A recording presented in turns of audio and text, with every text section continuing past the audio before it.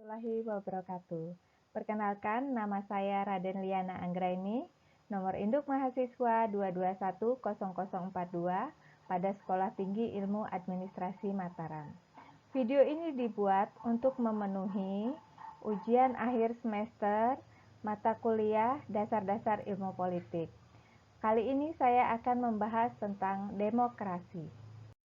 Secara etimologis, istilah demokrasi berasal dari bahasa Yunani, yaitu demos yang berarti rakyat dan kratos atau kratein yang berarti kekuasaan.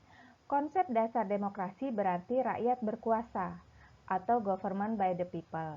Demokrasi juga identik dengan teori kedaulatan rakyat. Definisi demokrasi adalah negara yang sistem pemerintahannya atau kedaulatannya berada di tangan rakyat.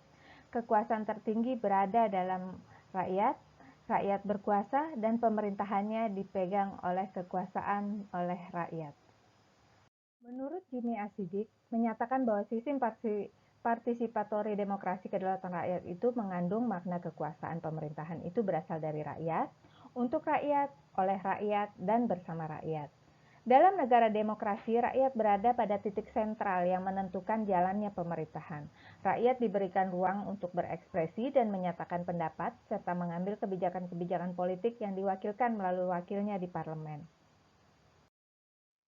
Sementara Henry B. Mayo memberikan pengertian demokrasi itu adalah sistem politik demokrasi, sistem yang menunjukkan bahwa kebijakan umum ditentukan atas dasar mayoritas oleh wakil-wakil yang diawasi secara efektif oleh rakyat dalam pemilihan berkala yang didasarkan atas prinsip kesamaan politik dan diselenggarakan dalam suasana terjaminnya kebebasan politik.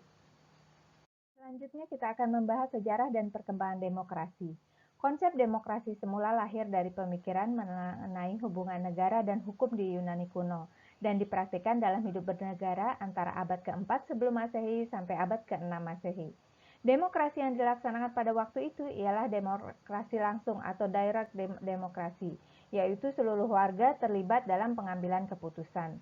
Hal tersebut dikarenakan pada waktu itu negara masih sangat sederhana, hanya berbentuk negara kota yang penduduknya hanya lebih kurang sekitar 300.000 jiwa. Gagasan demokrasi lenyap setelah bangsa Romawi dikalahkan oleh suku Barat Eropa. Masyarakat Eropa Barat pada pertengahan dicirikan oleh struktur sosial yang feodal.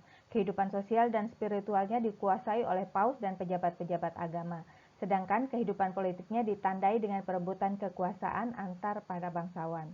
Pada abad pertengahan lahir dokumen Magna Carta atau piagam besar perjanjian antara beberapa bangsawan dengan Raja John di Inggris, bahwa raja mengakui dan menjamin beberapa hak dan privilege dan bahwasanya sebagai imbalan ialah menyerahkan dana bagi keperluan perang dan lain-lain. Demokrasi mulai dihidupkan kembali pada zaman Renaissance pada abad ke-14 dan puncaknya yaitu abad ke-15 dan ke-16. Masa Renaissance adalah masa ketika orang mematahkan semua ikatan yang ada dan menggantikan dengan kebebasan bertindak yang seluas-luasnya sepanjang sesuai dengan yang dipikirkan. Reformasi dimulai di gereja Wittenberg dan dimotori oleh Martin Luther.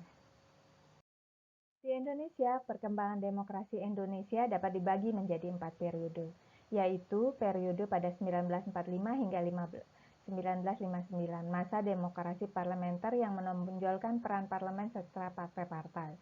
Di periode kedua, 1959 hingga 1965, masa demokrasi terpimpin yang dalam banyak aspek telah banyak menyimpan dari demokrasi konstitusional dan lebih banyak menampilkan dominasi presiden dan terbatasnya peran partai politik, serta peran ABRI sebagai unsur sosial politik. Di periode ketiga, pada tahun 1966 hingga 98, masa demokrasi era Orde Baru yang merupakan demokrasi konstitusional yang menunjukkan sistem presiden. Dan di periode terakhir, pada 1999 hingga sekarang, masa demokrasi Pancasila, demokrasi konstitusional era reformasi dengan berakar pada kekuatan multipartai, yang berusaha mengembalikan perimbangan kekuatan antar lembaga negara, antara eksekutif, legislatif, dan yudisial. Nilai-nilai demokrasi dapat dilihat dalam ketentuan pasal 1 ayat 2 Undang-Undang Dasar 1945 yang menyatakan bahwa kedaulatan berada di tangan rakyat dan dilaksanakan berdasarkan Undang-Undang Dasar. Secara umum, di dalam sistem pemerintahan yang demokratis mengandung unsur-unsur yang paling penting dan mendasar, yaitu 1. Keterlibatan warga negara dalam pembuatan keputusan politik. tingkat persamaan tertentu di antara warga negara, tingkat kebebasan atau kemerdekaan tertentu yang diakui dan dipakai oleh warga negara, adanya sistem perwakilan, dan suatu sistem pemeliharaan kekuasaan mayoritas.